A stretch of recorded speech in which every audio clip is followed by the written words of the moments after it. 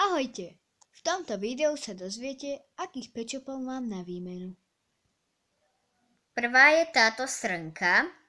Ona je dosť poškodená, lebo má nožtek odretý, špinu v oku, kopytka má tiež odreté a tu vzadu to je najhoršie, lebo tu má krížik. Ďalší je tento zajačík. Teď má len túto takú ťupku červenú a inak je v pohode. Ďalšia je takáto činčila.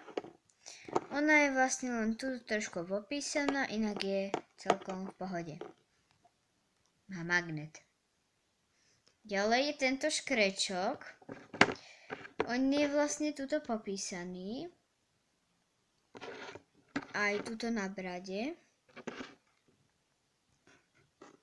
Ďalej je táto myška.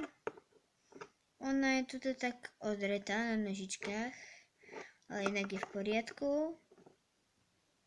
A tento zajačík je úplne v poriadku. Ako nový. A na záver vzácnejší LPS na výmenu.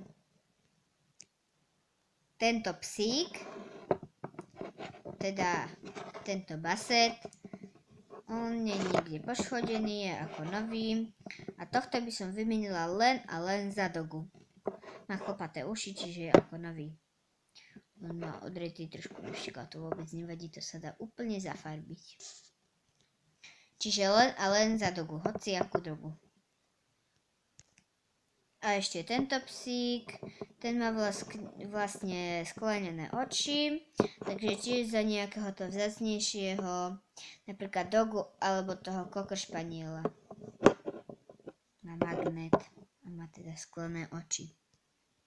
Takže toto boli všetci moje LPS na výmenu a teším sa na ďalšie video. Ahoj!